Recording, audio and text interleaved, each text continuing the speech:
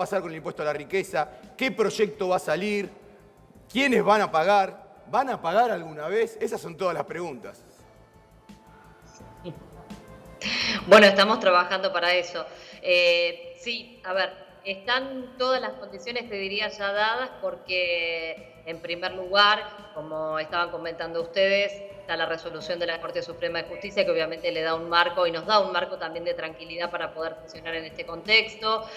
Hoy justamente hubo reunión de la Comisión de Modernización donde se terminaron de ultimar todos los detalles para que pueda funcionar la sesión de manera remota. Seguramente saben que durante la jornada de ayer el presidente de la Cámara, Sergio Massa, estuvo reunido con Guado de Pedro.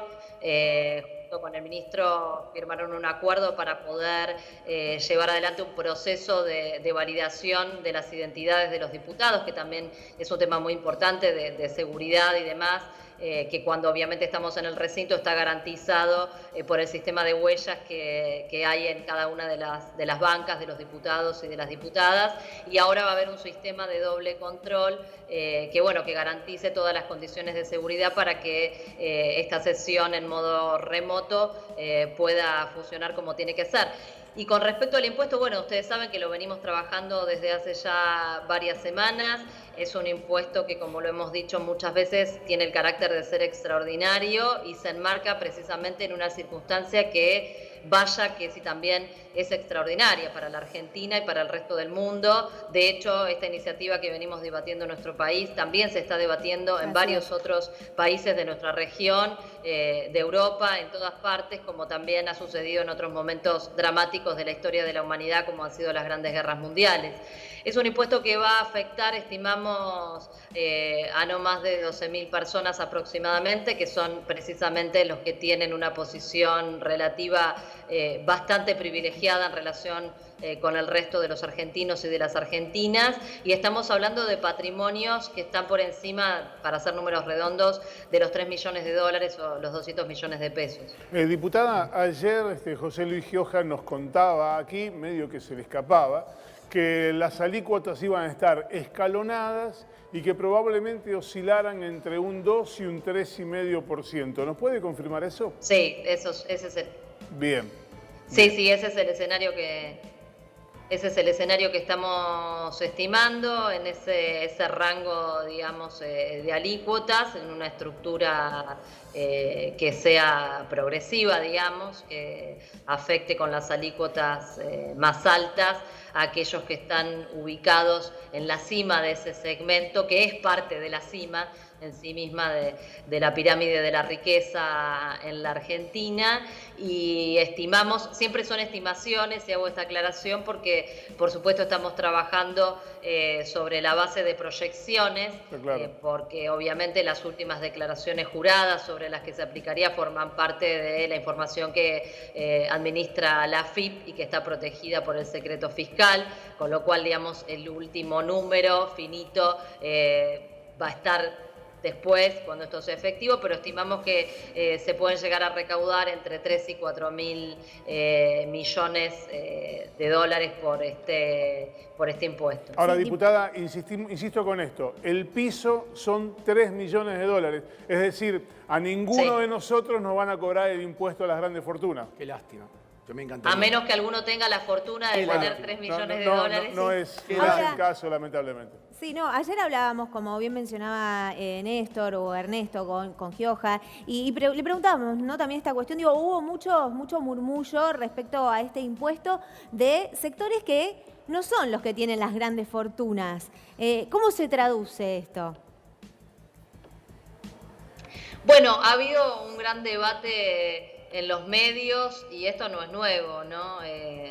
Históricamente ha sucedido que sectores de la clase media, que por supuesto no están dentro de estas pequeñas minorías privilegiadas, de pronto se sienten por alguna extraña razón que tal vez debería analizar un psicólogo, compelidos a defender intereses que claramente no son los de su clase, ¿no? Al contrario, realmente este es un impuesto que en estas circunstancias donde tanto se necesita la acción proactiva del Estado para atender a la enorme y múltiple demanda y necesidades que existen, no solamente en materia sanitaria, sino también en materia económica y social, porque ustedes saben que sostener la estrategia sanitaria, sostener la estrategia de salud, implica también un enorme costo económico y social para los sectores más vulnerables, para los sectores populares en primer lugar, pero también para el enorme conjunto de la clase media, que se va a ver beneficiada en definitiva con este impuesto que le va a permitir al Estado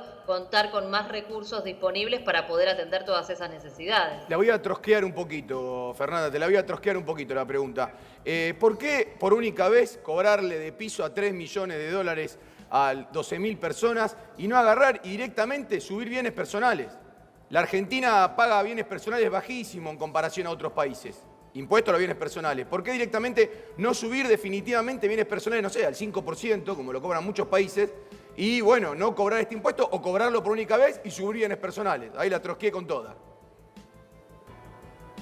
Bueno, a ver, la característica extraordinaria del impuesto, como decía, tiene que ver con una circunstancia muy excepcional que atravesamos. Efectivamente, la Argentina, a diferencia, por ejemplo, en Perú, en estos días se está debatiendo también la posibilidad de cobrar un impuesto a las grandes fortunas, pero claro, en Perú no tienen impuesto a los bienes personales, no tienen ningún impuesto dentro de su sistema tributario que grave a los patrimonios, que grave a las riquezas. Este no es el caso de la Argentina. Nosotros, como vos decías, Ernesto, tenemos un impuesto de carácter regular que ya grava a las riquezas, a los patrimonios, que es el impuesto a los bienes personales a partir de un determinado mínimo no imponible, que obviamente es muchísimo más bajo que lo que estamos planteando con este impuesto, y que, por cierto, había sufrido el impuesto a los bienes personales un retroceso muy importante durante la administración Macri, donde se habían bajado de una manera impresionante las alícuotas. De hecho, cuando miramos lo que pasó en esos 4 años, sobre la recaudación total, el peso de bienes personales cayó a prácticamente la mitad, terminó en el 2019 aproximadamente en el 0,70%, o sea, muy poquito respecto de la recaudación total, pero eso se corrigió en gran medida cuando se aprobó, no sé si ustedes se acuerdan, la ley de solidaridad a finales del año pasado, ni bien asumió el nuevo gobierno, donde se corrigieron las alícuotas y además se introdujo un elemento que para mí es muy, pero muy significativo, que fue el de colocar alícuotas más altas para la riqueza que está declarada en el exterior. Sí. Y esto, ¿por qué lo resalto? Bueno, porque el porcentaje de riqueza en el exterior, sobre todo de los sectores más ricos, los que están en los tramos superiores del impuesto a los bienes personales, es muy elevado. El 80% de la riqueza declarada de los sectores más ricos de la Argentina se encuentra fuera de nuestro país. Y acá tenemos muchos temas para discutir, porque las estimaciones, cuando uno compara lo que surge de las declaraciones juradas de la AFIP con los datos que arroja la Contabilidad Nacional, el INDEC, llegamos a la conclusión de que aproximadamente un 70% o incluso más del total de la riqueza que mantienen los argentinos en el exterior no está declarada ante el fisco argentino. Por eso yo creo que las discusiones son múltiples y que junto con la estructura del impuesto y las alícuotas, como vos decías, es muy importante debatir y trabajar para ampliar la base imponible, aquello que no se declara y que efectivamente existe. Sí, hablaste de un porcentaje grande, digo, un 80% de patrimonio en el exterior no declarado. ¿Cómo impactaría eso si esa plata estuviese acá? Enormemente. Enormemente, con las alícuotas que existen ahora a partir de la modificación de la ley.